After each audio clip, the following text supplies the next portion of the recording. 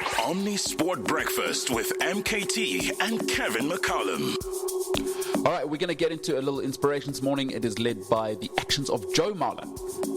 Yeah, so those who don't know, Joe Marler is an England prop. He played for England for 95 caps, and on the 3rd of November decided that was it. He was called up to the camp ahead of the autumn series, and before the match against New Zealand, he said that's it. And some people thought that was because he was talking about he wants the haka to be binned, but it wasn't. It was just basically because he felt he was done. You know, and Joe Marler for me,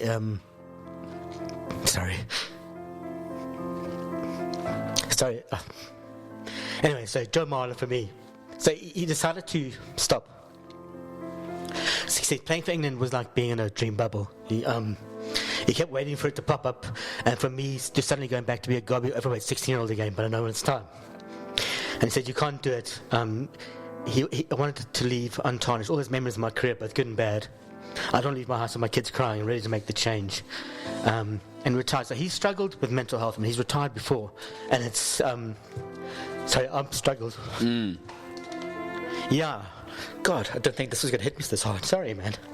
Oh, it's ridiculous. Sorry. Anyway, so he did an interview with Don McRae, a friend of mine, and a great journalist for The Guardian, and East Sussex was sitting in the kitchen in his house there, and it was a kitchen he'd smashed up 18 months before.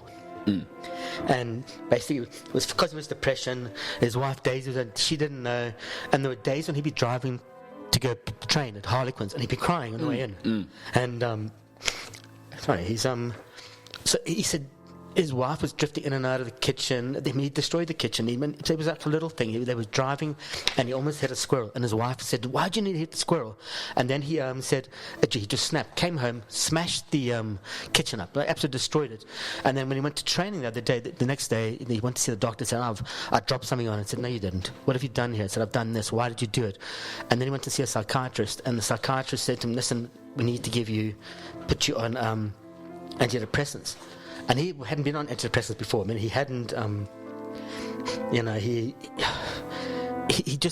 thought, I don't need them. The doctor, the psychiatrist said, listen, you need them. It's not taking an antibiotic. And he said, before he met the psychiatrist, I thought I'd lie on a leopard print bed and he'd be a German in glasses. So basically, he thought the psychiatrist would be Jurgen Klopp.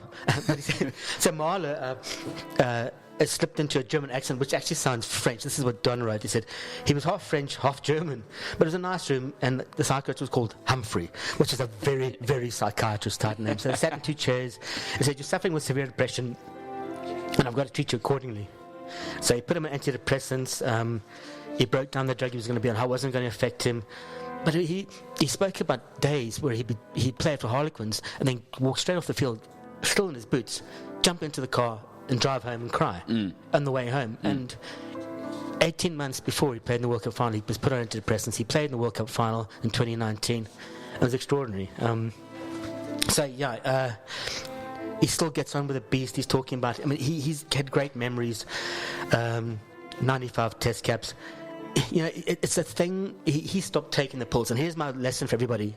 When he came back from the World Cup, he said, "I'm fixed, hallelujah, because I don't feel depressed anymore." So he stopped taking the tablets, and he knows now straight away. After 2 weeks of spinning out, he had a low. He saw Humphrey again, the psychiatrist, and he went back to antidepressants, starting to improve, and then he goes for the therapy and all that.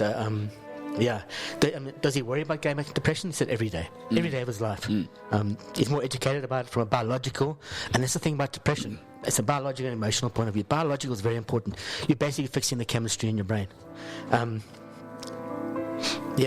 Anyway, that's it. Joe Marler inspiration. So I've struggled with depression for a long time. And really, this is me. Yeah. I appreciate you being willing to talk about your own struggles with it, Kev, because I'm somebody who comes from a pretty stoic background myself, and I'm fortunate enough to have a psychiatrist as a mother, or a mother as a psychiatrist, whichever way. Does she charge medical aid rates? Whichever one came first, I'm not sure. And I've got to be honest, I'm somebody who's emotionally aloof at the best of times. So it's not something I've ever really delved into or I guess it's not.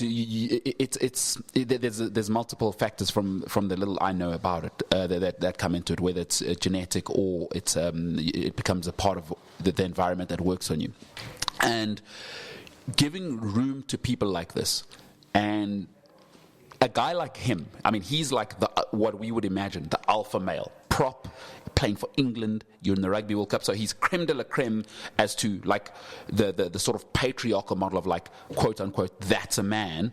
And for him to be able to come and speak about it lets other people into the space to go, oh, well, it's okay as well. If a 125 kilogram monster of a beast like him, who could honestly break me with 2 fingers, is emotionally can fold in.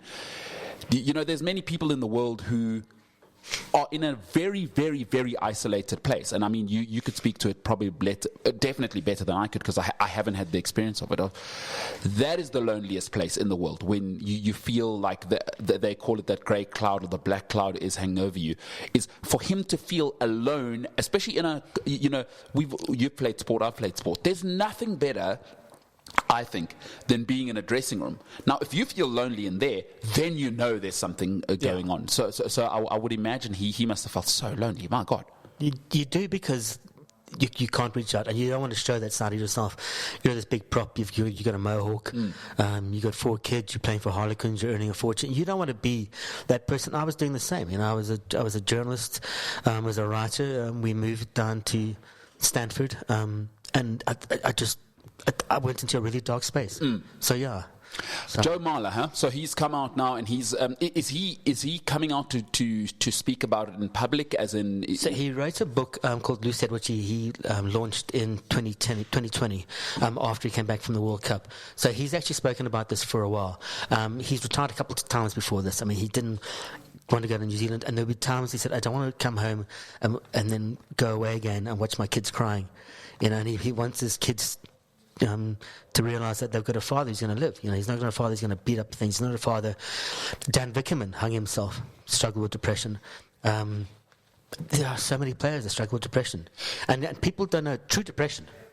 Is debilitating. I've had breakdowns where you're sitting in a room, you're just dark, and you don't know if you want to go on, basically. And the other thing I've kind of thought about, because I can't get into sort of your head, Joe Marler's head, is, I've always thought about, in my own head, this is how I'm starting to think about it more and more as I'm asking more questions, and people are willing to speak about it more. It's like, if you break your arm, you wear a cast. I walk past you in the street, I'm like, oh, that guy's arm's broken, I should be more careful around that person. But if you are having these demons inside, generally, I can't see it, because if you're walking around in the street and I see you with your cap on, you're walking, I'm like, oh, there's another human being. Hey, how you doing? And I keep walking. These are wounds that you can't see, and sometimes it's maybe people aren't empathetic, but the world is so busy and it's whizzing by us. Sometimes it's, oh, I couldn't see that about you, and in the world where, hey, we just need to get to work, I'm just like, oh, go to work. Do what you're supposed to do. I'm doing what I'm supposed to do. And it sometimes maybe seems people aren't being empathetic, but for people to speak about it, it's like, hey, this is what is happening inside. Oh, thank you. You're letting me into your head, because I can't see that. So I do appreciate that people in an alpha male environment like that are willing to speak about it. And I think we're in a modern world now. I don't think we need to be sorry about that anymore, do we? I wish I had spoken about it. I mean, literally a year ago today, I went to rehab, just to sort myself up, because I was using alcohol to try and hide that. And you don't know you're doing it, and then that leads into a spiral. Destroyed a lot of people's faith in me. But then I've got it back again. I'm in a good place. My lesson for people is get the meds, see somebody, and don't numb yourself, don't isolate, speak to people. Yeah, I love that. Speak to people. Kev, I want to tell you something, and I know you love it when I reference my mother, and I know everybody loves it. But on this it's $50 a time he references the mother. It is. But on this very point, like, I'm not a communicator. So one of my things is, when I become unhappy, I shut the world out. And my mother said to me once, she had to sit me down because I was having a bit of a misunderstanding with a family member, and she knows what I'm like.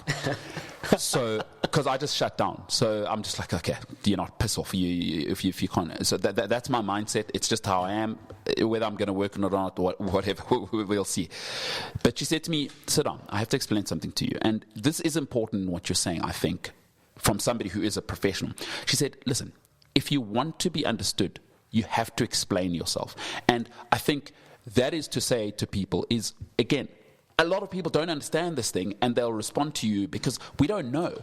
So when you explain yourself, like Joe Marler is explaining, and more people are coming out, by the way, and explaining as you're coming out, I think that is important for both sides, is to go, listen, I'm on this island here. Here's why this is happening. And I can't imagine it's easy to share that. Nobody, being vulnerable is very difficult, especially for me as a man. I appreciate that because I do think it's important that people explain themselves so that we are more empathetic to them. So I appreciate that. And I love that. Joe Marler, huh? Who knew? Yeah. Joe Marler. Who knew? We should know. And there's lots more Joe Marlers out there. Yeah. And it's. I think it's a modern time now, and I don't want to use inspiration as as just a throwaway thing, because I do think Rassie said it best. Do the inspirational thing, and then people will be inspired. And this is Joe Marler going, you know what? And maybe he had to hit rock bottom to do it. It's like, okay, guys, this is what I am. Look at me for what I am. Yeah. And then there are lots of other men who just needed, okay, if it's okay for Joe Marler, it's okay for me. And I think in whatever little way, we don't know what lives he's touching. Well, inspiration is to bring around change. Yeah, love that. I absolutely love that. All right. That is our segment of the day. It is inspiration. It is Joe Marler. It is Kev McCullum speaking about making sure that you give yourself the room to be heard. And it is okay. It is okay. Listen live and on demand. Welcome to Omni Sport.